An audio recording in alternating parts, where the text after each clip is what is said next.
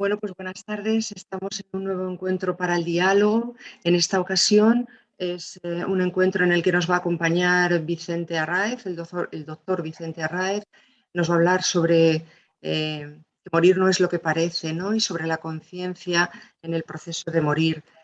Para los que no conozcáis a Vicente, Vicente Arráez es médico especialista en cuidados intensivos en el Hospital General Universitario de Elche. Fue coordinador durante 15 años sectorial de trasplantes de la Comunidad Valenciana y coordinador también del programa de investigación sobre donación y trasplantes de la misma comunidad. Eh, es asesor parlamentario de Sanidad desde el año 1982 al año 1985 y es también miembro del grupo redactor de la Ley sobre la dignidad de la persona al final de vida del año 2018. Es miembro del Comité de Ética Asistencial del Hospital Universitario de Vinalopó, es editor y coautor del libro La muerte y el morir y, bueno, es el fundador y el presidente de la Fundación MetaHospice. Ha coordinado durante más de 15 años las jornadas de la muerte y el morir en la ciudad de Elche. Bueno, pues esta noche estamos encantados y muy contentos de tenerte entre nosotros, Vicente. Si quieres, puedes empezar cuando lo desees. Muchas gracias por haber venido.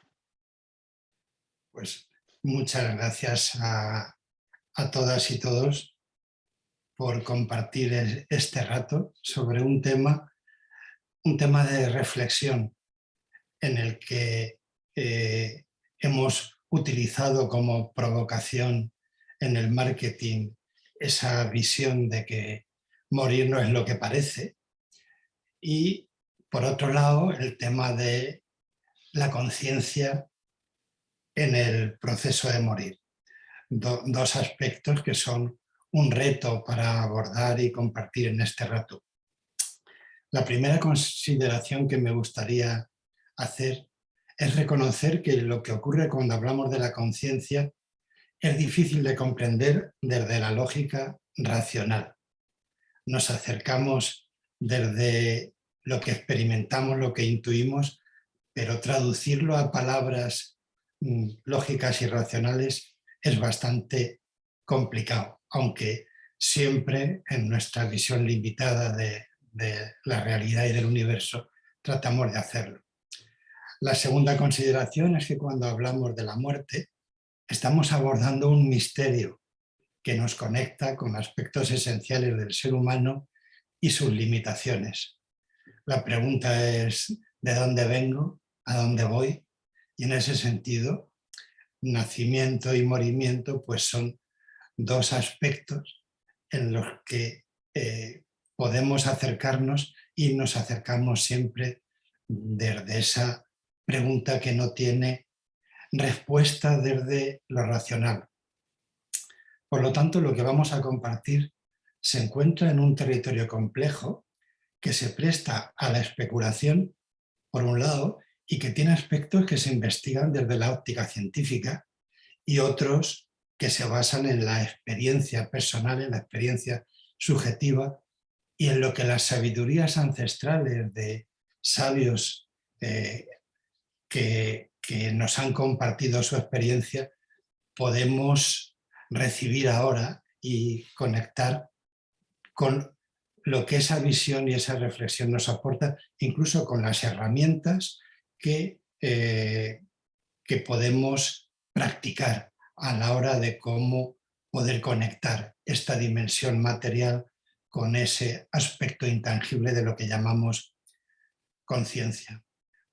Para este recorrido que vamos a compartir, partimos de lo que conocemos en la realidad cotidiana y nos iremos adentrando a través de lo que tenemos explicación en lo que intuimos o reconocemos como experiencias. Un viaje de lo tangible a lo intangible. Hablamos de la vida misma.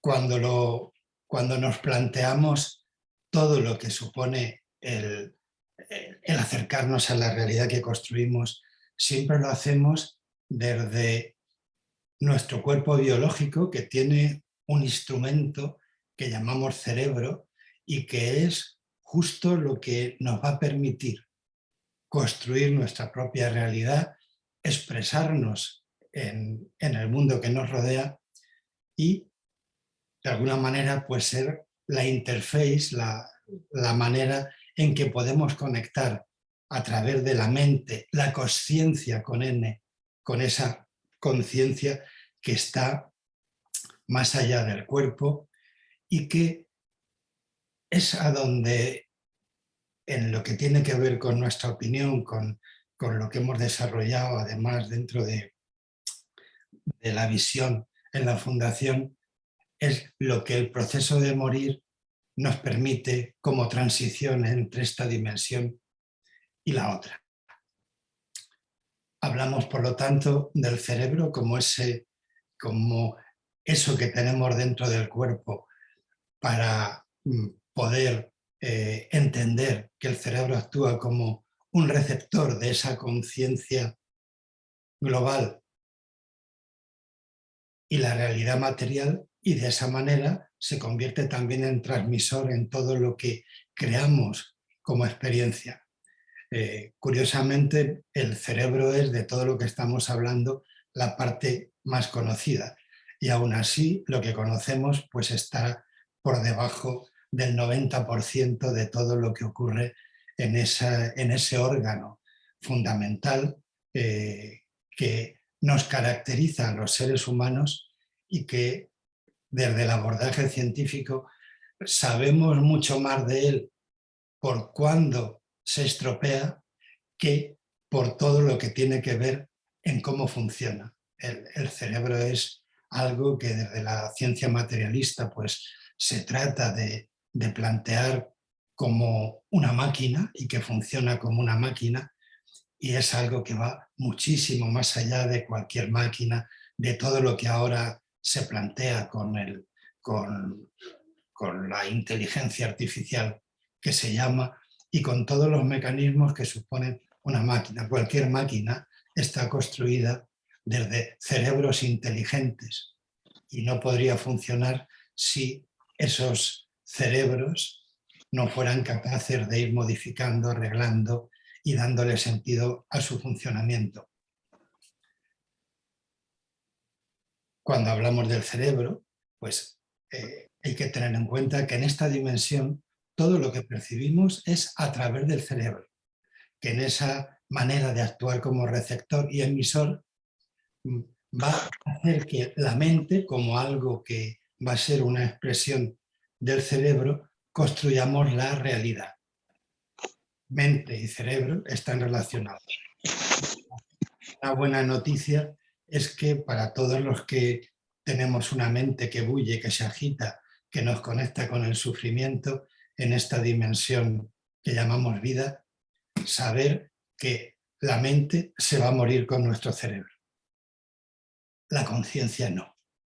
La conciencia es algo que ni se afecta por las drogas, iremos hablando ahora de ello, ni tiene las dimensiones de lo que proyecta el cerebro, ni de lo que entiende el cerebro, ni en la conciencia hay mapas, ni lógica, ni tiempo, ni espacio. Cuando hablamos de cerebro y de esta realidad y de la mente como una expresión del cerebro, habría que diferenciar dos términos que habitualmente se emplean con el mismo significado y a veces nos confunden, porque hablamos a veces de conciencia y consciencia, consciencia con S y conciencia sin S, como dos aspectos que hablan de la misma cosa. Y no es lo mismo, no es lo mismo. Aunque se pueda discutir porque la ciencia materialista, la ciencia que abordamos desde esta dimensión, trata de explorar la consciencia, pero en muy pocos casos trata de estudiar la conciencia. Simplemente colocarle una S o quitarle una S, pues cambia absolutamente el panorama en el que nos estamos moviendo. Una característica de la mente, como una cualidad del cerebro es que la mente es dual y se mueve bajo la dialéctica del conflicto. Siempre cuando hablamos de dualidad hablamos de conflicto, aunque hayan elementos complementarios, pero la mente se mueve en la dialéctica del conflicto organismo, individuo o el dilema cerebro-mente. Pero la consciencia es una instancia unificadora que va más allá de la dualidad y alcanza eventual y transitoriamente escenarios de unidad a través de la consciencia, que tendría que ver con el darnos cuenta como una cualidad de la mente. Podemos entrar en momentos a lo largo de esta vida, de esta realidad, con ese nivel que intuimos de la conciencia no dual. Si en algún momento hay algo que no se comprenda en este territorio complejo del que hablamos, pues tendremos un rato al final para poder hacer preguntas o simplemente levantar la mano y tratamos de buscar otras palabras para expresar lo mismo. ¿Y qué es la consciencia? Que llamamos consciencia con S. Todo lo que experimentas, todo lo que experimentamos en esta dimensión. La consciencia, por otro lado, es una operación o función de la mente que nos hace saber que la estamos usando. Cuando entrenamos técnicas como la meditación, sobre todo como la meditación vipassana, todo lo que estamos trabajando es por hacer consciente cualquier estímulo que nos llega. El cerebro está recibiendo alrededor de 600 estímulos por segundo. De hecho, el cerebro, para poder utilizar la energía que tiene y para ser eficiente, solo elige para generar un diálogo y actuar a través de la mente un estímulo de esos 600 que recibimos continuamente. Ya es mucho, porque si vemos lo que ocurriría a lo largo de una hora o de un día o de una vida, todo lo que el cerebro hace es construir mapas para interpretar el mundo y darle forma a la realidad. Como tenemos cerebros diferentes cada uno va a tener su mapa específico que le va a hacer interpretar a través de los estímulos que recibe la realidad. Y así se va a construir, por ejemplo, una actitud ante lo que llamamos morir.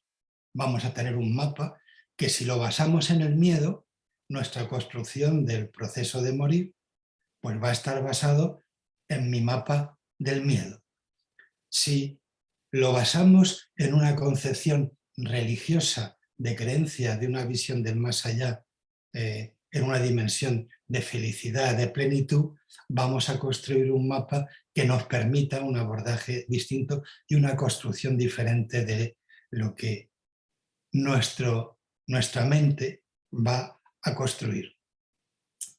La consciencia tiene como aspectos diferentes cualidades. Es subjetiva, no tiene nada que ver con lo que construimos sobre la ética o la moral. Es un proceso personal donde uno es consciente de sus propios pensamientos, de su propia realidad.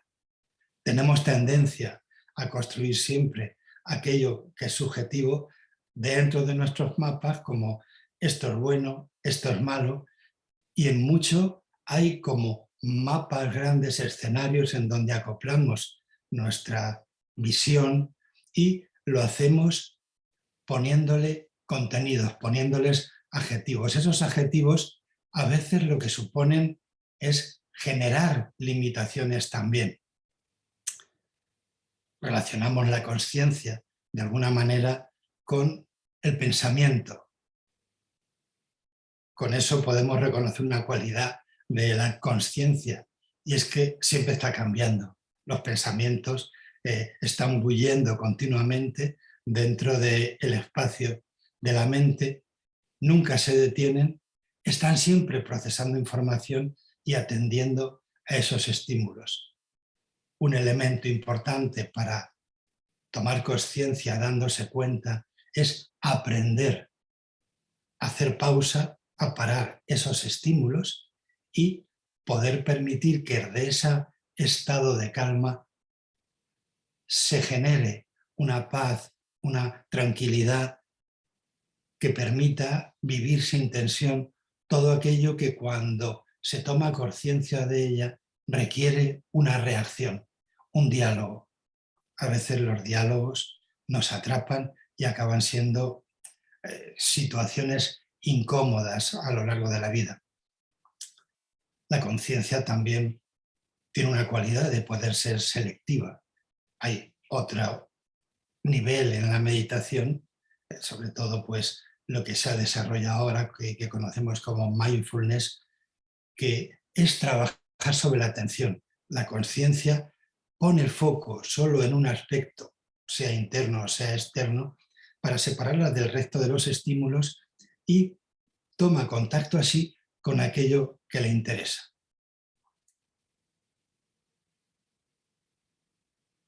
La conciencia puede de alguna manera aparecer como expresión de algo que comentaba anteriormente, como expresión de algo moral, cuando tenemos en ese mapa esa construcción.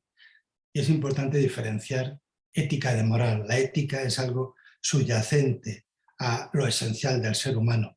La moral es algo que se construye en un entorno, en un escenario, con una influencia social y cultural importante.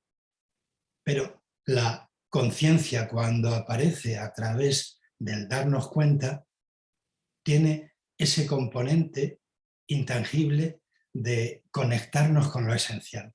Y aquí hablamos de la conciencia sin ese. La conciencia, darse cuenta, nos sirve, pero la conciencia nos va a permitir que se exprese desde lo intangible lo que es esencial en el ser humano, aunque partimos de que en el ser humano todo va a estar fragmentado cuando construimos esta realidad. Cuando hablamos de la conciencia, estamos hablando de algo que no es accesible desde el plano material. Solo podemos acceder a sus manifestaciones a través de lo que nos ha conectado el cerebro y se ha expresado a través del pensamiento, de la mente o de esa darnos cuenta, de esa conciencia. Todo lo que construimos en esta dimensión va a ser, por lo tanto, una visión fragmentada de la conciencia, una visión basada en la dualidad. Cuando nos encarnamos en este cuerpo, nos convertimos en seres duales. Desde esa dualidad se construyen todos nuestros límites, todos nuestros conflictos, todo también nuestra posibilidad de a partir de ahí tener experiencias de disolución de la dualidad. Y en ese sentido, morir, en el proceso de morir, es donde vamos a encontrar una transición entre estos dos niveles. Romper la dualidad y entrar en esa dimensión no dual. Para eso sirve morirse. Curiosamente, cuando nacemos, lo que entramos en esta dimensión viniendo del mismo sitio al que vamos, pero el hecho de encarnarnos supone que comenzamos a vivir una experiencia dual. Para comprender esto siempre me gusta poner un ejemplo de como si el océano, el mar, el agua, en esa dimensión del océano, fuera la conciencia. Y nosotros, en esta dimensión material, somos agua embotellada.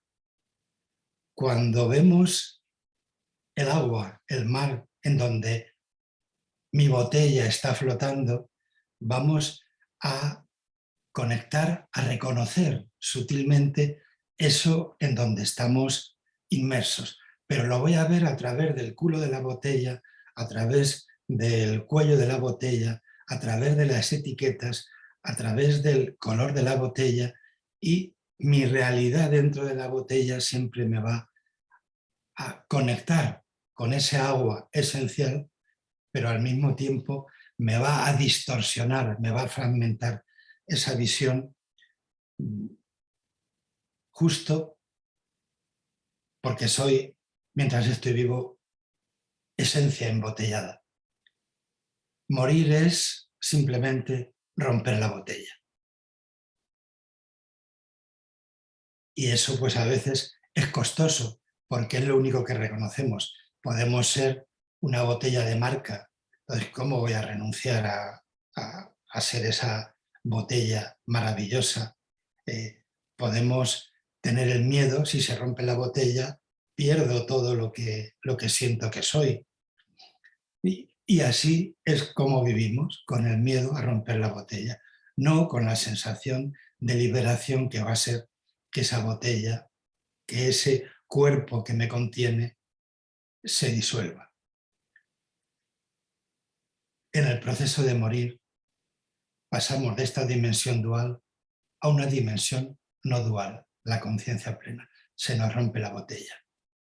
Podemos hacer prácticas a lo largo de nuestra vida, podemos ir haciendo prácticas que nos permitan entrar en contacto con esa dimensión. A veces tenemos que empezar, pues, sin romper la botella, pues dejando que se disuelvan las etiquetas, por ejemplo, quitándole importancia a la etiqueta que me hace que me sienta que soy una botella de champán riquísimo o que soy una botella de agua con gas.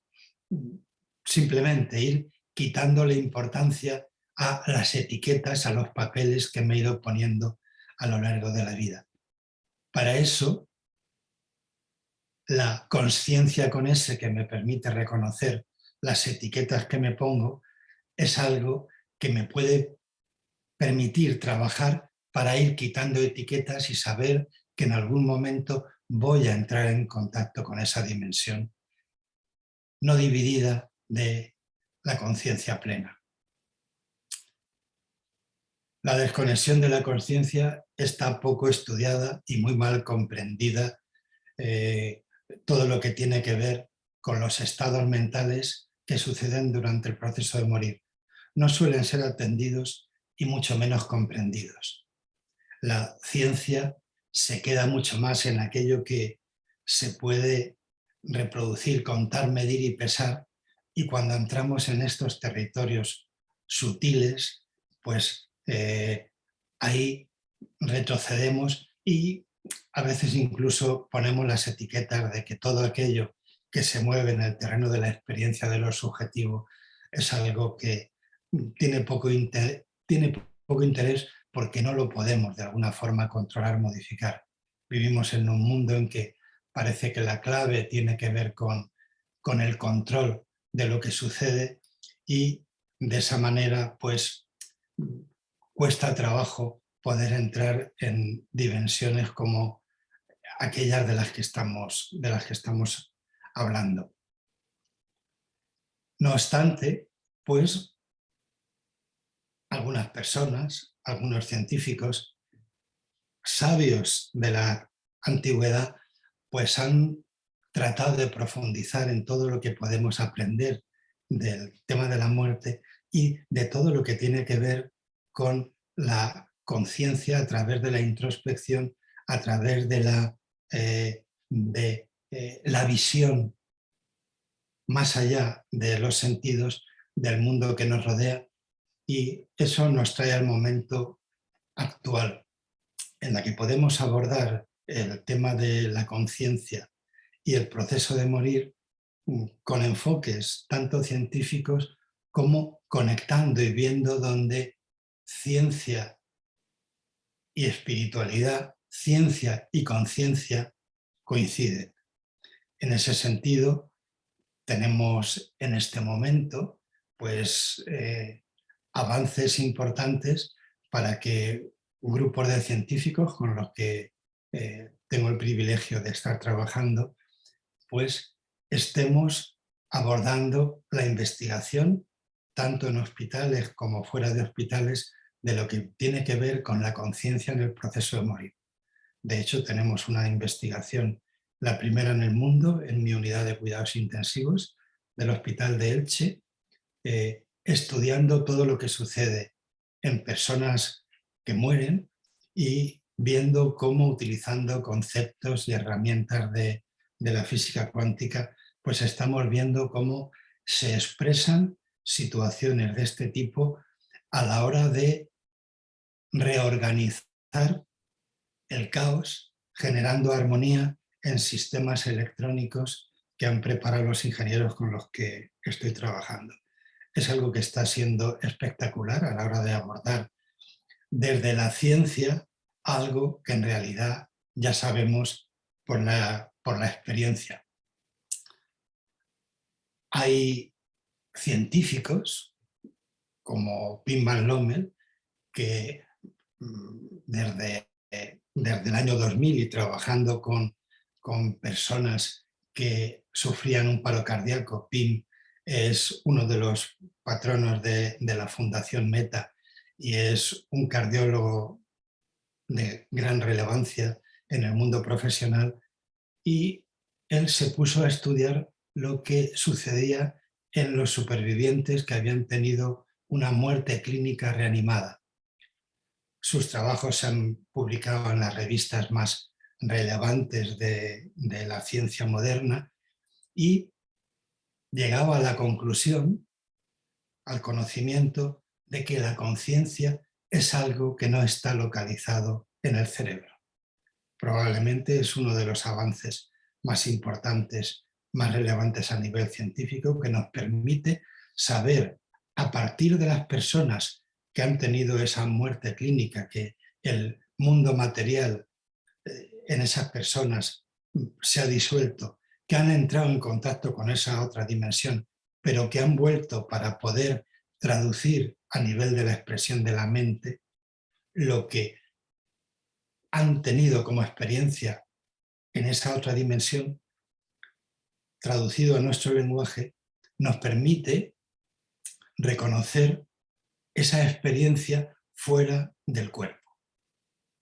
Es algo en lo que también estamos trabajando desde la Fundación, y ahora mismo pues uno de los trabajos de investigación pues se hace en la Comunidad de Madrid, estudiando de todos los pacientes, todas las personas que han tenido una parada cardíaca, que se les ha reanimado, y se está estudiando la experiencia que tuvieron durante esa parada cardíaca y cómo ha cambiado su vida después de la experiencia que vivieron con esa muerte clínica. Es un trabajo muy interesante, y aquí también hay pues otros científicos como Peter Pfennig que han escrito un libro que se llama El arte de morir, en que ha recogido la información de muchísimas personas, de más de 1500 personas, que pueden contar todo lo que ha ocurrido en su experiencia, en su proceso de morir.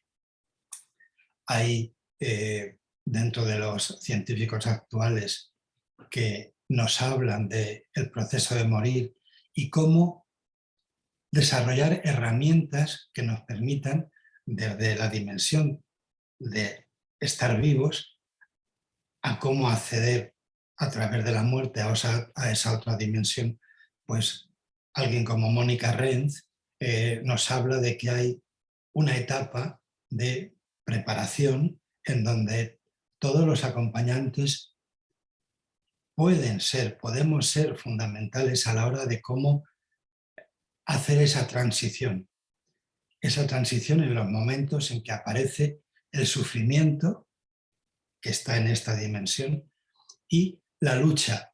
Y ahí el cerebro tiene un papel muy importante hasta que se desconecta de algo muy primitivo que nos hace buscar la supervivencia. El cerebro tiene una zona que es una zona en donde aparecen todos los instintos, todas las maneras de poder resolver situaciones que podrían acabar con la vida, y que esa parte del cerebro está mandando continuamente elementos para luchar para la supervivencia del cuerpo. En el proceso de morir, todo lo que tiene que ver con la lucha hasta que aparece el rendimiento, hasta el momento en que aparece la disolución que nos permite hacer esa transición, son mensajes de ese cerebro que no quiere que el cuerpo desaparezca. Tiene un papel, pero hay un momento en que para hacer esa transformación hay que desconectar ese cerebro y dejar que se disuelva todo lo que nos llega a través de los estímulos de esta realidad, de este escenario, de las conexiones en las que estamos conectados con el mundo que nos rodea y que siempre ocurre en lo que llamamos el final de la vida.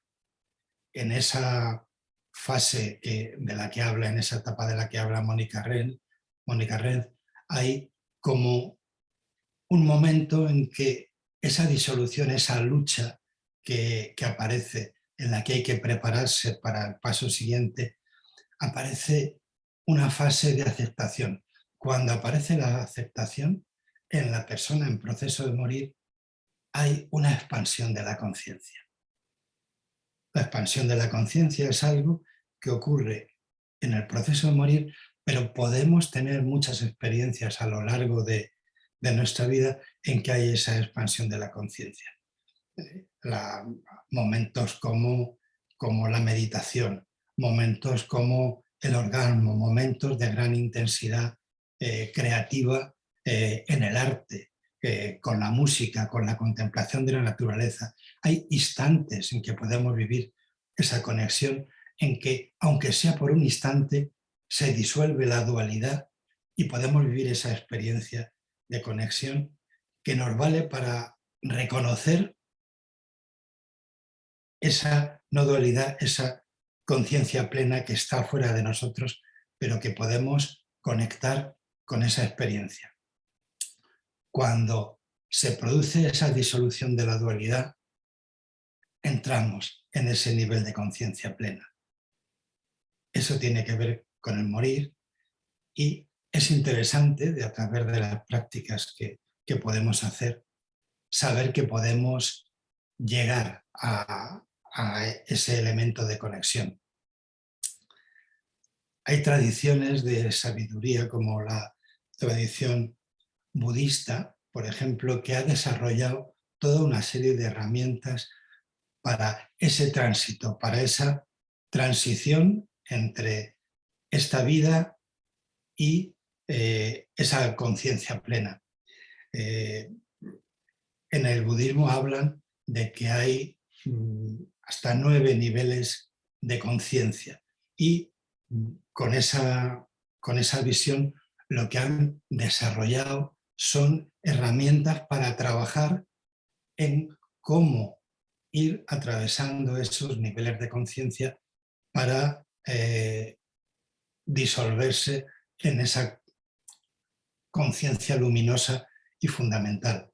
De hecho, en las tradiciones del Tantra y del budismo tibetano hablan de que hay un continuo en la conciencia que surge desde lo que sería la conciencia básica, que tiene un conocimiento general y global de que el mundo está allí y de que yo existo. Luego tiene aspectos que llaman de la conciencia que percibimos a través de las experiencias sensoriales, a partir de la percepción de cada uno de los sentidos. Hay un nivel que está más allá de esos 5 sentidos y que es un nivel integrador, y otro nivel más allá que actúa y que ya es lo que se encontraría en la conciencia que tiene que ver con la mente. En el budismo hablan de que todo es una forma dinámica de la conciencia.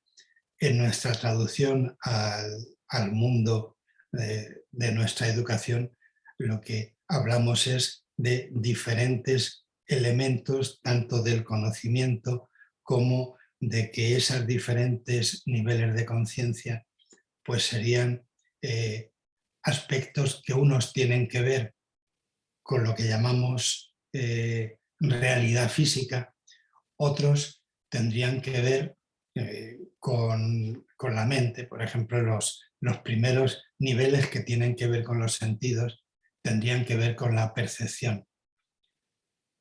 El nivel siguiente tendría que ver con integrar esos 5 sentidos para construir una forma mental, para construir los pensamientos. Habría otro nivel que se identificaría con lo que llamamos consciencia con S, que permite discernir a partir de todo lo que hemos percibido. Hay otro nivel que lo comentaba antes, como los patrones que se crean en el acumulado dentro del cerebro, que acumula las memorias, no solo de nuestra experiencia, sino de la cadena biológica que ha ido construyendo todo lo que se ha experimentado. De hecho, pues ahora, pues un niño, por ejemplo, pues tiene mucha más facilidad para reconocer todo lo que tiene que ver con la informática y el uso de un móvil que podría tener alguien de hace 500 años. Todo esto porque se ha ido construyendo una memoria acumulativa que nos permite ir de alguna forma creciendo y expandiendo desde lo más básico todos esos niveles de conciencia. La mente, lo que llamamos mente, pues estaría construida desde el punto de vista del budismo tibetano sobre los niveles 6, 7, 8. Y el 9º nivel, que ellos llaman, sería el nivel en que entramos después del morir, y ellos hablan que incluso después de la muerte física hay todavía un tiempo que hablan de 49 días, en el que todavía hay aspectos de la memoria que está todavía conectada con aspectos de la mente, de partes, aspectos de la conciencia que son vastos, que son burdos, y de ahí poco a poco se va disolviendo para ese otro nivel de conciencia plena en que ya no hay tiempo, ni espacio, ni dualidad.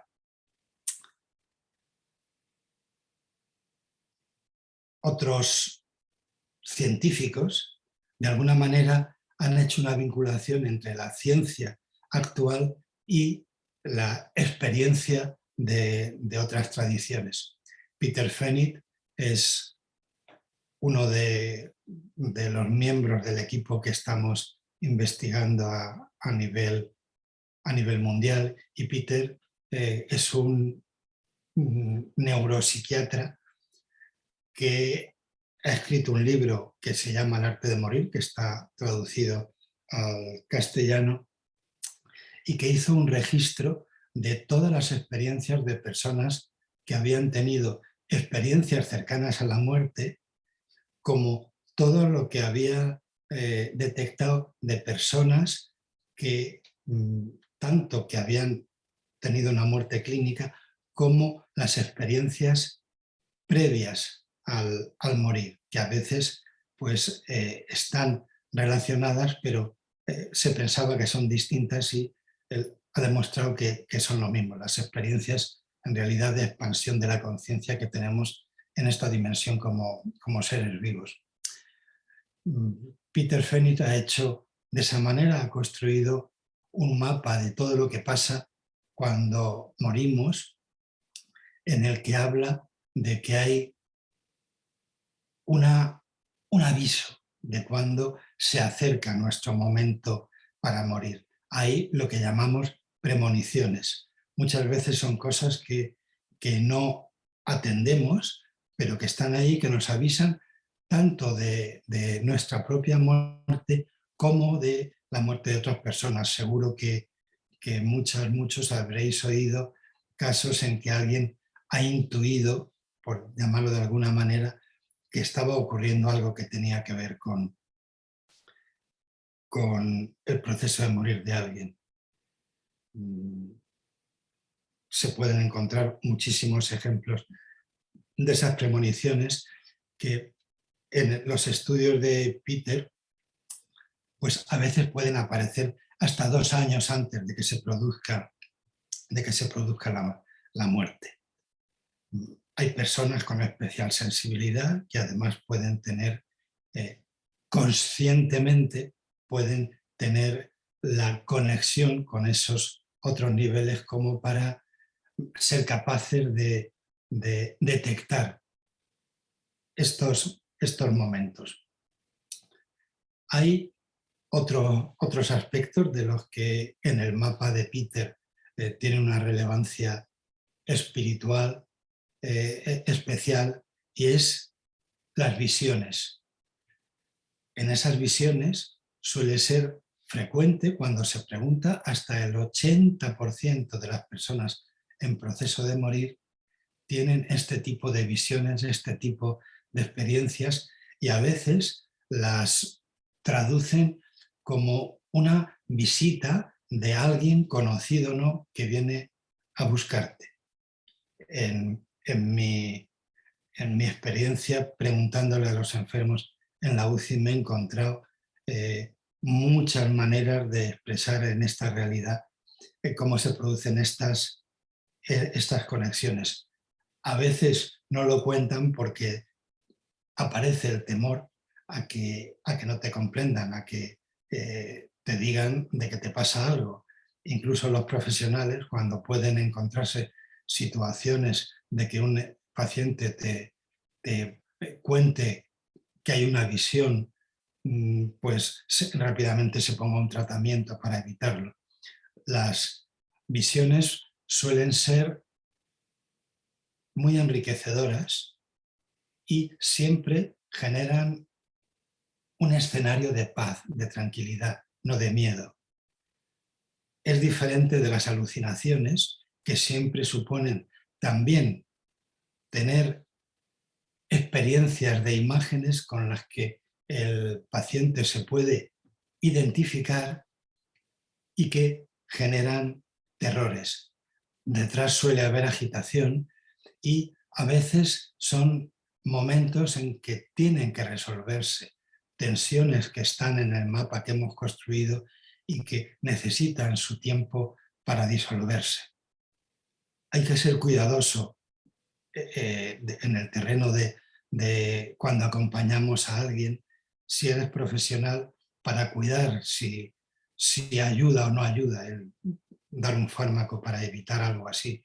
Y cuando se es acompañante, no cuestionar nunca lo que alguien en ese proceso de entrar en otra dimensión te está contando, no cuestionarlo, no decir que no es real, no decir que es un sueño, que a veces es lo que nos sale, sino escucharlo, facilitar la conexión y dejar que se vaya disolviendo lo que nos conecta aquí, porque si lo cuestionamos, lo único que vamos a conseguir es que se rompa la comunicación sutil, en el que si nuestra manera de estar desde la presencia, el amor compasivo y la acogida a lo que está ocurriendo, la tenemos presente desde el corazón, probablemente todo ese territorio se pueda armonizar y poder vivir como algo enriquecedor.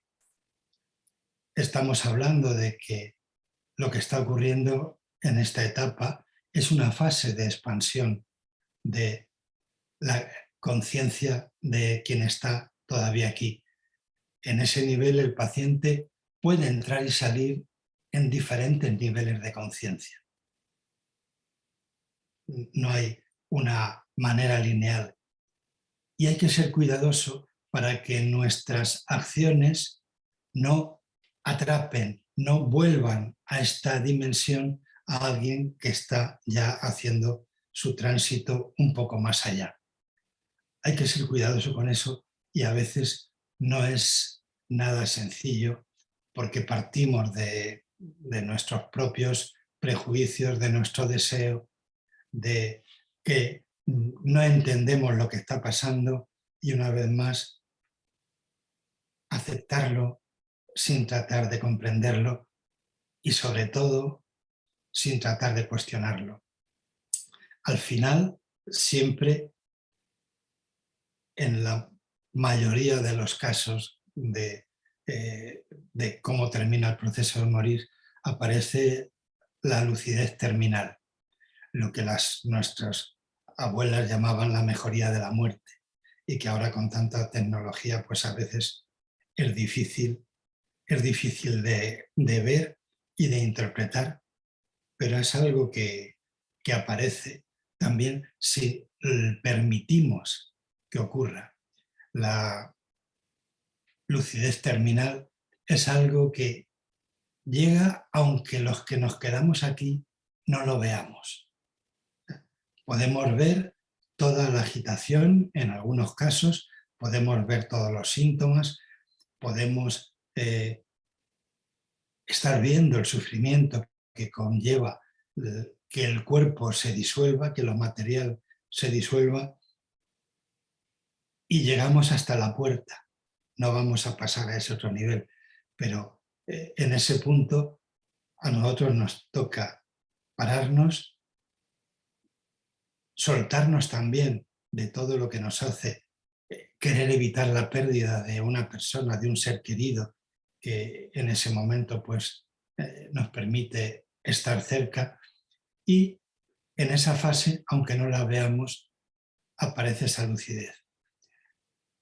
En mi experiencia, en que me ha tocado acompañar a muchas personas en su proceso de morir, hay algo que se puede experimentar en el escenario en que algo así ocurre. Y hablo además en el terreno de un lugar como una unidad de cuidados intensivos con muchísima tecnología, con muchos medios que podrían interferir, pero cuando ocurre una muerte hay una transformación en ese escenario que percibe toda la gente que hay alrededor como un estado de calma, como algo en que aparece una sensación de paz. Y que eso, si no lo distorsionamos con nuestras prisas, con nuestra necesidad de pasar al momento siguiente, lo podemos vivir como una experiencia totalmente enriquecedora y contagiosa. Si nosotros lo vivimos desde la calma, vamos a transmitir también una manera de estar que permita vivir esa experiencia de reconocer cómo esa transición, ese momento de transición desde lo material a lo sutil, a lo intangible, es una experiencia maravillosa. Todo el proceso de morir consiste en pasar de un nivel de consciencia habitual a un nivel de conciencia plena, donde no existe fragmentación, donde no existe ni ese tiempo ni ese espacio. De esa manera, morir es una situación en que emerge la espiritualidad como expresión de la esencia del ser, que emerge y nos conecta con la conciencia. En esta dimensión de aquí nos impulsa a disolver lo material para entrar en la unidad, en la plenitud. Esa transición en el budismo tibetano, que es donde más se ha tratado de explicar esto, explica cómo es el momento en que va a haber ese cambio de plano. Lo primero que sucede es la desidentificación con el cuerpo. Desde ese nivel de conciencia fuera del cuerpo, a veces las personas que han vuelto nos cuentan cómo lo ven desde un plano diferente y nos pueden transmitir detalles de todo lo que es convencional en esta dimensión, traducido cuando han estado fuera del cuerpo. Después de la desidentificación con el cuerpo, hay una segunda gran etapa, que es la desidentificación con la mente, con todo lo construido. Este es un proceso que puede ser más o menos largo y que también lo podemos practicar a lo largo de la vida. Y hay como una tercera etapa, que sería la etapa más sublime, en que es cuando ya han desaparecido las creencias limitantes de la mente, se abandonan las imágenes, todo lo reciente, todos los estímulos. Cuando se produce esa desconexión, es como que se pasa a ese otro nivel de conciencia plena. Podemos trabajar desde esta dimensión con diferentes técnicas para establecer esa conexión entre esta dimensión y la otra. Por ejemplo, pues el trabajo con los sueños. Perdemos de vista habitualmente que todos los días desconectamos con la realidad, nos morimos, a veces con la idea desde aquí de que mañana va a ser una continuación de ayer, y perdemos de vista todo lo que es la exploración a través del sueño.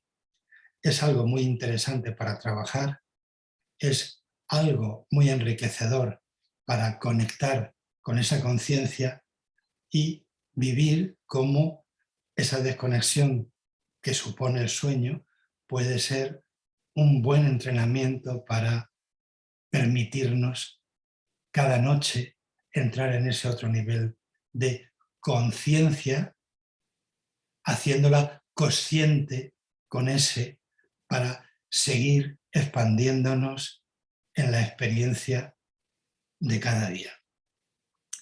Y si os parece, pues yo llevo hasta aquí y podemos abrir los micrófonos para poder compartir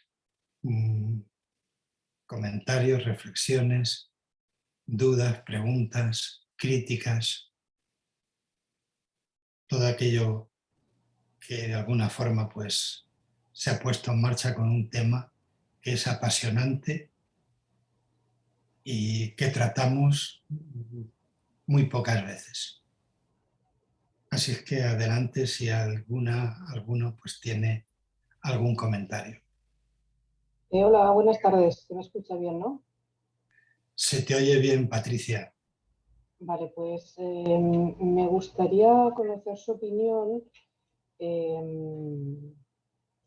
respecto al, supongo que debe ser un protocolo médico, no lo sé exactamente, pero esta rapidez que hay en cuando alguien va a fallecer, aplicarles con la bomba de morfina esta que se aplica, entonces se seda a la persona y ya no se vuelve a despertar más. Entonces, bueno, desde mi ignorancia yo creo que entonces perdemos la conciencia en el proceso de morir. Bueno, pues ahí en tu pregunta hay varias partes. Por un lado, como primer mensaje, decir que la conciencia no se afecta por las drogas, por ninguna droga. La mente, los síntomas son los que van a responder a una droga, pero la conciencia es un terreno que no se va a afectar por ninguna forma de tratamiento. Entonces eso nos puede dejar tranquilos, ocurra lo que ocurra. Por otro lado, cuando hablamos de la sedación terminal, es una cosa que siempre lo que está centrada es en evitar los síntomas que generan sufrimiento. Evitar los síntomas que generan sufrimiento es algo que incluso puede permitir profundizar en esa conexión con la expansión de la conciencia. No tiene por qué abolir todo lo que es los niveles sutiles de la mente. Aunque no lo reconozcamos desde los que estamos acompañando, eso no tiene por qué ocurrir así. Y no es una práctica habitual el que se decida la sedación terminal como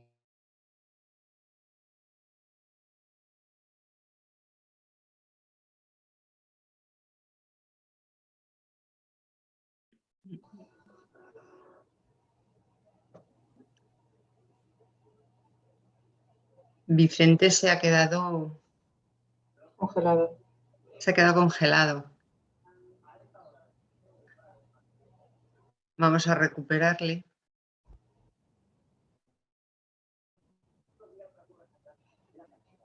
Vamos a ver.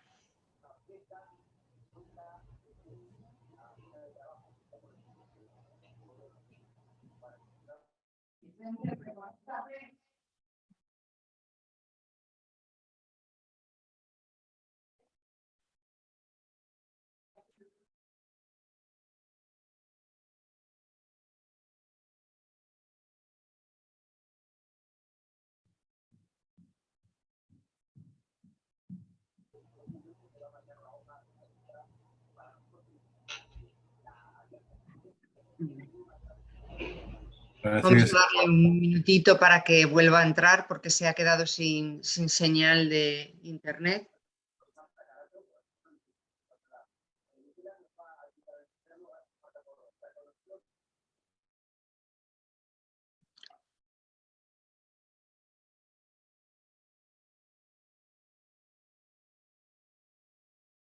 Conectado con la conciencia, pero ha fallado esto de las redes. Estaba contestando a una pregunta sobre el tema del tratamiento en el proceso de morir y insistir en que es algo en que se deben tener en cuenta los valores de la persona y adecuar siempre el tratamiento para evitar los síntomas que supongan sufrimiento. En ese sentido es importante que expresemos nuestros valores cuando estamos conscientes y tenemos buena capacidad de comunicación, para que no ocurra aquello que no nos gustaría que ocurriera. Y en ese sentido, siempre tener en cuenta que no es la familia ni los acompañantes los que deben tomar ciertas decisiones. Hay que respetar los valores de los pacientes y sus decisiones. Y eso compromete tanto al profesional como a cualquiera que sea el acompañante que le toque. No sé si te he contestado, Patricia. ¿Algún que quieras añadir? Por mi parte no, gracias. Hay algún micro abierto que se mezcla en la señal, entonces abrir el micrófono quien vaya a hablar y procurar mantenerlo cerrado el que no vaya a hablar, por favor. Más preguntas. Una pregunta. Carolina. Hola, ¿cómo está, don Vicente? Qué gusto conocerlo, aunque sea aquí a través de la pantalla. Mire, le comento, mi mamá tiene 88 años, ¿sí? Ella tiene Alzheimer. Ha perdido pues ya casi el 50%, podría decirse, de su capacidad cerebral. Todavía nos conoce, pero ella está, pues, ¿cómo le diré? Bloqueada en muchos aspectos cognitivos. No es consciente ya de espacio ni tiempo. Entonces, bueno, pues ya sabemos esta enfermedad hasta dónde es el desenlace. Mi pregunta es, digo, a lo mejor no va mucho aquí en el tema, en lo que usted está comentando, sí, en el momento que ella abandone su cuerpo, su mente o su conciencia va a volver a recobrar todo eso que perdió o ya no, porque le escuchaba ahorita comentar que al momento de dejar el cuerpo también la mente va a perecer. Entonces se me vino esa duda y pues le quiero preguntar a ver qué me puede orientar.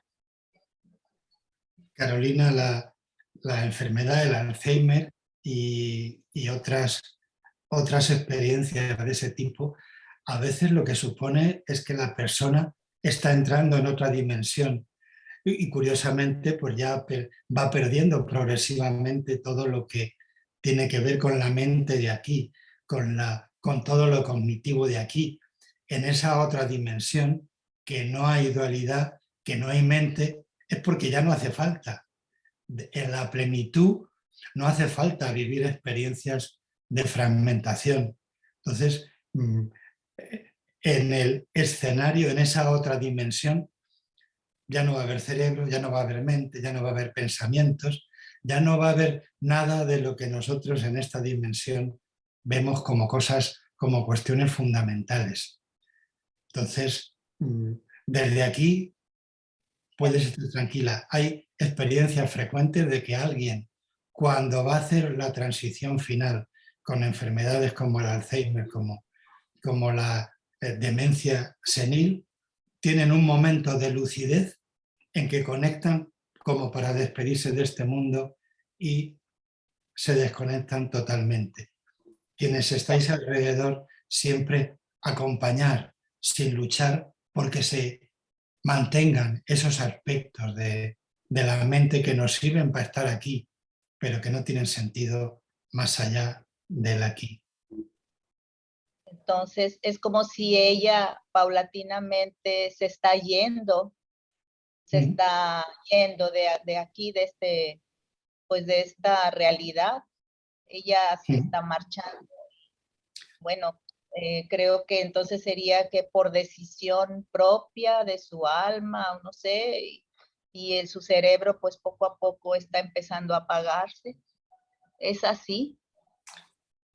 Sí, yo no lo llamaría apagarse, se va disolviendo de todo lo que es la interacción con el mundo de aquí. Cuando hablamos de cómo crece un niño va construyendo y fragmentando a partir de la experiencia que viene del vacío, de algo adimensional, va construyendo un mundo de dimensiones, de referencias, y eso es crecer. En el proceso de morir vamos deshaciendo todo lo que hemos construido. Entonces, hay enfermedades como el Alzheimer que nos recuerda ese elemento, y que a veces el sufrimiento en el Alzheimer es cuando hay un conflicto entre la conciencia en otra dimensión ya y la mente que nos mantiene todavía de manera fragmentada con esto. Y cuando soy consciente con de lo que está ocurriendo en mi mente, sufro porque no me suelto. Y ahí es fundamental el no añadir elementos para seguir reforzando esos aspectos fragmentados de la mente y de la conciencia. Hay mucho sufrimiento cuando me voy dando cuenta de que pierdo la conexión con esta realidad, que pierdo la memoria, que pierdo el reconocimiento de lo que hay. Cuidado con eso. Sí, porque yo a veces la he sorprendido llorando y siento en el fondo que sufre. Y yo creo que a lo mejor son esos pequeños momentos en que ella percibe, e incluso a veces me dice, no sé lo que me está pasando, no sé lo que me está pasando. Entonces, yo creo que es eso que usted dice, don Vicente. Bueno, pues muchísimas gracias por contestarme la pregunta.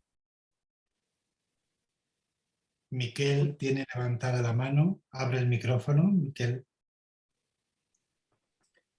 Buenas tardes. Primero agradecerte la exposición y luego quería comentar que tuve hace 35 años una experiencia de muerte cercana en un ahogamiento.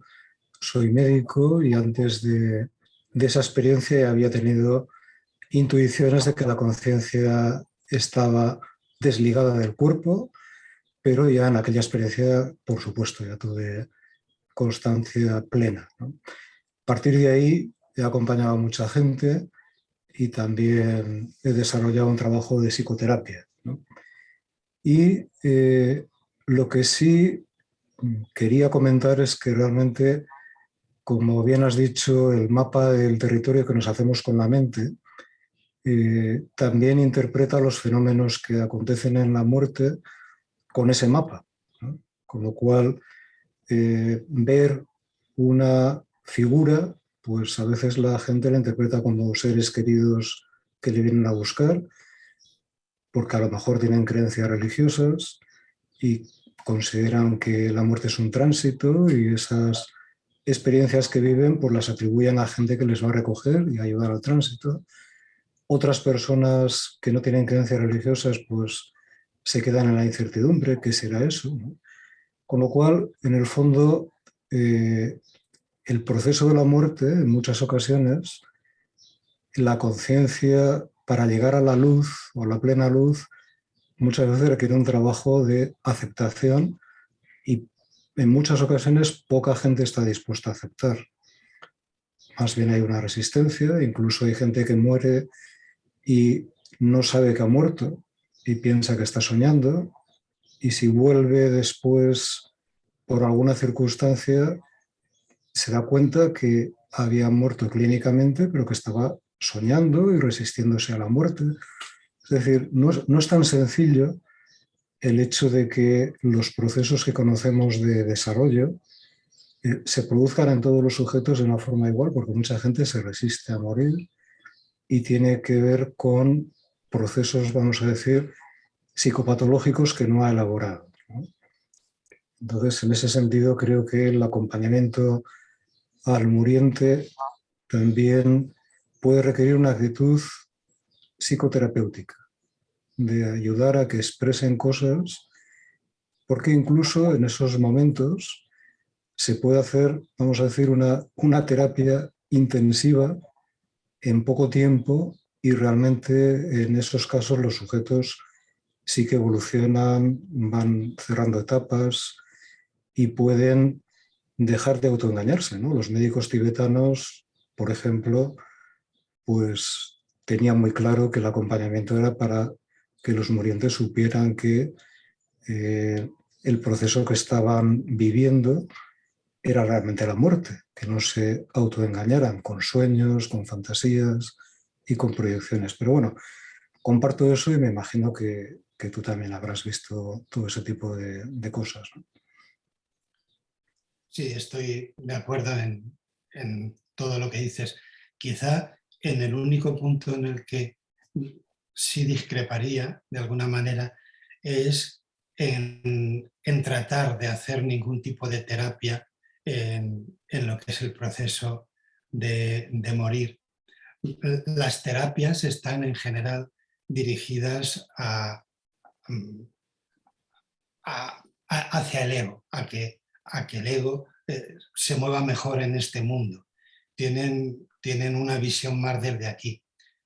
Entonces, para mí, el acompañar el proceso de morir eh, está mucho más en la línea de respetar el ritmo que va a tener quien lo está viviendo, y poner la presencia amorosa como elemento esencial, y la confianza, tratando de no proyectar ni mi visión ni ninguna forma de querer analizar o cuestionar el proceso.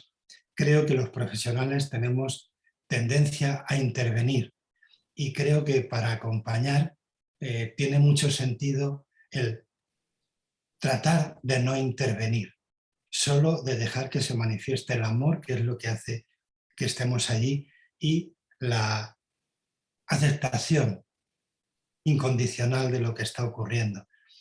Creo que eso nos cuesta mucho a quienes estamos alrededor, y yo ahí siempre intento diferenciar que lo que nos acerca con la intención de ayudar genera una relación asimétrica entre la persona que pensamos que tiene una necesidad y el que tiene los recursos para ayudar.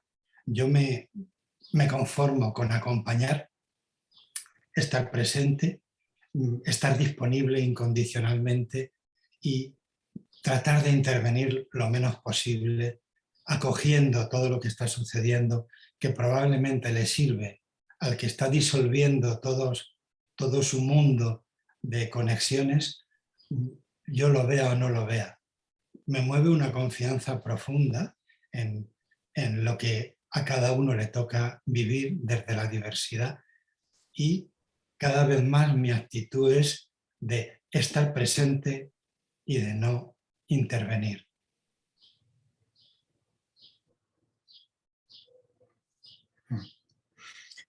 Lo que pasa es que si haces ciertas preguntas, la gente entonces empieza a hablar de cosas, ¿no?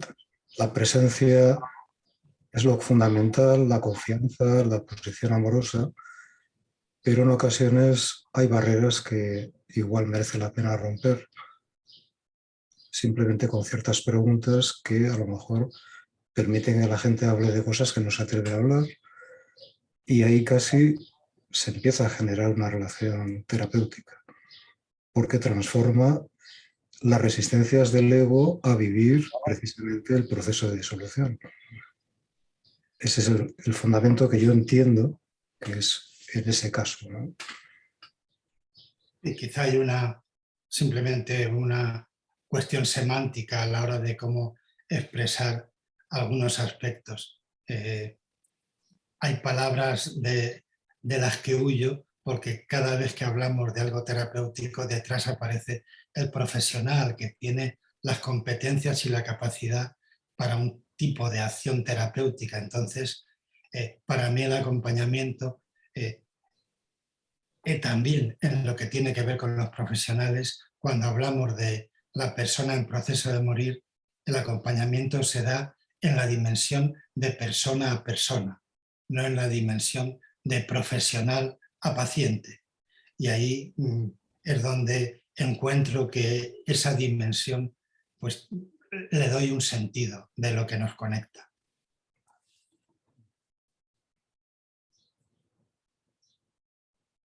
Había más manos. Miquel. Hay una mano Me ha levantada de desaparecido. Mati, Vicente, perdona, hay una mano levantada de Mati, pero antes en el chat hay una persona también que nos pregunta, o te pregunta, ¿qué pasa en el caso de los niños? Pues los niños suelen tenerlo, a pesar de lo que nos parece ver a los adultos, lo suelen tener mucho más sencillo. Han acumulado muchas menos barreras, muchas menos estructuras, muchas menos dificultades a lo largo de su vida, y eso les hace también que vivan de una forma muy sencilla esa transición. Con los niños también, y con lo que estaba hablando antes, a veces hay que no tratar de intervenir desde el lenguaje y los temores de los adultos. A veces se expresan mucho más desde lo sutil, desde el lenguaje corporal, y un niño lo único que necesita es la confianza que le da sentirse acogido en un entorno amoroso. A veces los niños hablan bien de lo que está pasando, toman decisiones cuando se les pregunta, y eso lo hacen desde muy pequeños. Vamos, tuve un niño con una enfermedad degenerativa, con una miopatía, que lo tuvimos ingresado en la UCI cada vez que tenía un problema respiratorio, le poníamos un respirador, le quitábamos el respirador, y la última vez que ingresó el niño me dijo: mire, doctor, muchas gracias por lo que hacen por mí, pero creo que yo no quiero ingresar más en la UCI, ya sé que me voy a morir y me gustaría morirme en mi casa. La familia tenía una casa de campo, mirando un árbol que ha crecido conmigo. De acuerdo con la familia con quien tuvimos esa conversación y mantuvimos el contacto, el niño se murió en su casa contemplando el árbol con el que había crecido, y fue el niño quien lo expresó. Los padres estaban contentos, orgullosos, lo habían acompañado y habían respetado esa decisión que compartían. Algo muy poderoso, muy potente, y que nos pone delante de todo lo que los niños nos pueden enseñar a los adultos. Otro caso de los que he acompañado, un niño recién con pocos días al nacer. Este niño, que también tenía una enfermedad degenerativa y estaba en la UCI pediátrica, le comunicó a su madre solo con los ojos que era lo único que podía morir, que había llegado el momento. La madre lo entendió, lo hablamos y dejó de hacer las cosas que hacía para que el niño siguiera viviendo, que era quitarle el moco. La madre lo entendió y el niño se lo explicó con la mirada. Por la madre no se hubiera muerto nunca, le hubiera seguido quitando el moco, en principio, para que viviera. Hay montones de casos así en que los niños nos dan ejemplo de cómo vivir ese proceso de morir. Lo que le preocupa más a un niño es aspectos prácticos que tienen que ver para mientras estás vivo y el sentirse acompañados amorosamente. Esa creo que es la clave de cómo vive esa experiencia un niño. Mati. A ver, ha salido por parte, cuando estaba hablando Miquel, creo que es, el término de la presencia, ¿no? Y cómo entendemos cada uno el tema de la presencia en el momento que estamos acompañando, ¿no? Entonces, yo por la experiencia que tengo como enfermera y que a veces estoy tratando con pacientes también que son paliativos, ese momento de justo antes de entrar, esa pausa que hacemos antes de ese acercamiento, ¿no? Tenemos que hacer como una mirada hacia adentro y cómo nos acercamos para ver cómo es nuestra presencia. Y muchas veces está consciente, otras veces no está consciente, ¿no? Y entonces ahí tenemos una comunicación dentro de lo sutil.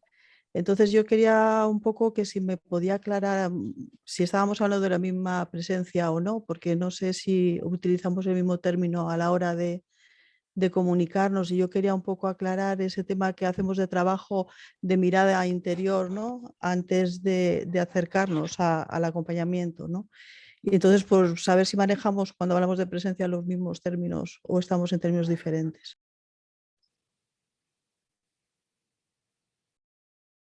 No sé dónde está Miquel, que era quien había planteado la historia de la presencia, pero bueno, más allá de cualquier interpretación, creo que la experiencia de la presencia la podemos reconocer a la hora de saber si estamos o no estamos.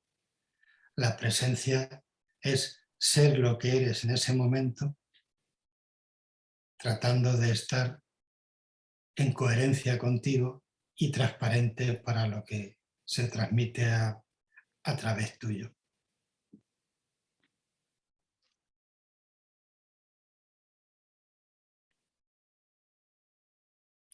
¿Más cuestiones? Patricia. ¿Podríamos decir entonces que nos podemos entrenar un poquito para cuando nos llegue el momento del proceso de morir? Tipo, No. bueno, pues estoy meditando, como entrenando el desapego, ¿no?, a las cuestiones que nos aferran aquí al planeta terrestre. La vida es una oportunidad y un entrenamiento para entrar en esa dimensión, en ese territorio, en la divinidad, en el Tao, como lo quieras llamar. Y tenemos la posibilidad de hacerlo todo más fácil con entrenamiento, con los recursos que podemos encontrar en nuestro entorno.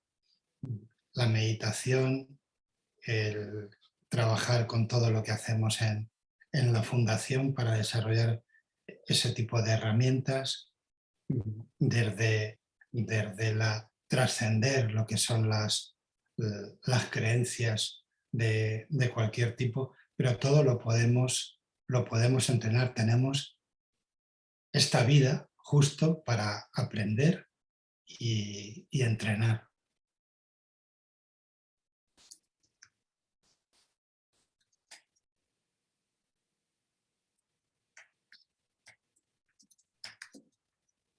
¿Más cosas?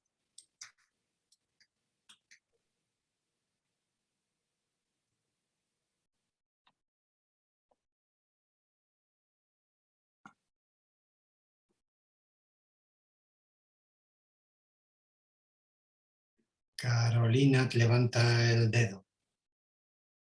Bueno, aprovechando que los demás compañeros pues no han hecho preguntas, por eso me atrevo a hacer una segunda más.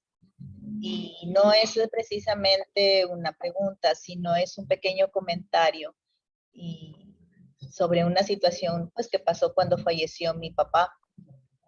Él tenía, don Vicente, una insuficiencia renal terminal, pero nunca quiso dializarse, nunca quiso. Entonces, al final, ya en su última semana de vida, de estar aquí, él empezó con convulsiones y lo llevamos a urgencias y pues resulta que ya traía una hemorragia intracraneal ya muy extendida. No le daban de vida más de 12 horas los médicos ahí. De hecho, ya no lo querían ni siquiera pasar a la unidad de cuidados intensivos, estaba ahí en urgencias.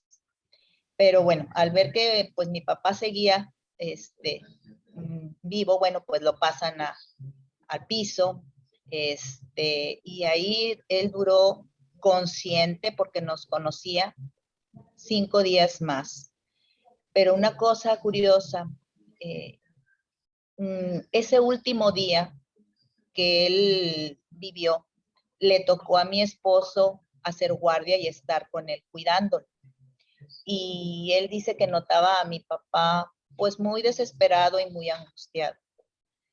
Dice mi esposo que le toma la mano a mi papá y le dice, mi papá se llamaba Tomás, le dice, don Tommy, no tenga miedo, don Tommy, si ya se tiene que ir, hágalo, no tenga miedo. Total, mire, para los 15 minutos que nos quedan aquí a todos, al rato lo vamos a alcanzar. Usted no se preocupe por la gordis es mi mamá, pero así le dice mi esposo, usted no se preocupe por la gordis, todos nos vamos a encargar de ella, usted tranquilo, si usted ya sabe que va a dar el paso y siente, hágalo, no tenga miedo. Y dice que mi papá lo vio. Y me dice mi esposo que no pasaron, don Vicente, ni 5 minutos cuando mi papá se fue. Y yo siento que él estaba esperando, no sé, que alguien le diera el permiso o que alguien le dijera que no pasaba nada. Creo que en ese momento mi esposo fue el mejor acompañante que pudo tener mi papá. Ninguno de los hijos de mis hermanos ni yo estuvimos con él, fue mi esposo. Y yo creo que fue un buen acompañante. Entonces, creo que a veces hay que darse, bueno, si se da la oportunidad, dar ese permiso de que puedes irte, no pasa nada. Y pues solamente eso le quería comentar, don. Eso fue en el 2013, don Vicente. Me imagino que usted ya debe haber visto un montonal de experiencias y casos, a lo mejor algo parecido. Solo eso quería comentar. Es habitual, es muy frecuente que alguien que está en el tránsito lo haga en el momento en que los acompañantes le dan ese permiso. Disolver todas las tensiones de los de alrededor con ese mensaje, con palabras o sin palabras, es algo facilitador. Hasta que no hay aceptación también en quienes estamos alrededor, hasta que no llega esa aceptación, se mantiene la tensión y a veces la energía que dificulta más esa transición. Es un elemento clave. Gracias, don Vicente. A ti.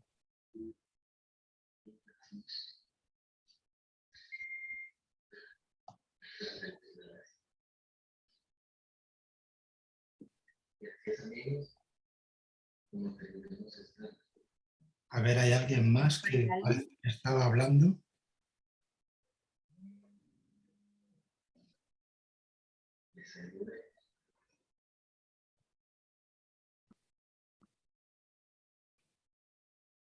Bueno, si no tenéis, nos animáis a hacer alguna pregunta más, alguna aportación, hacer algún comentario, vamos a ir despidiendo esta velada, agradeciéndoos a todos y a todas vuestra participación. Vamos a hacer más como esta, os invitamos a que nos sigáis en la página web Y bueno, Vicente, en tus manos queda cerrar esta tarde. Pues mi último mensaje para hoy sería de confianza. Todas y todos os vais a morir y os vais a morir bien. Así es que algo con lo que comenzábamos, que es decir que la muerte no es lo que parece, es que cuando parece algo con los adjetivos de negativo, son los mapas construidos desde nuestros temores. Cuando vivimos la muerte como la otra cara de la vida, lo único que podemos hacer es vivir plenamente cada instante porque es el último. Este momento es el último que tenemos. El siguiente lo tenemos que construir y para construir el siguiente pues hay que morirse al pasado. Así es que pues os acompaño en el sentimiento a la hora de que se muere este encuentro y quedamos disponibles para crear el siguiente. Y para eso nos tenemos que morir ahora. Oh, Un abrazo y todo mi cariño a todas. muchas gracias. Muchísimas Bello. gracias. Buenas noches a todos. Gracias. Un abrazo. Un abrazo. Muchas gracias a todos. Gracias. Un abrazo muy grande. Muchas gracias. Gracias. Gracias.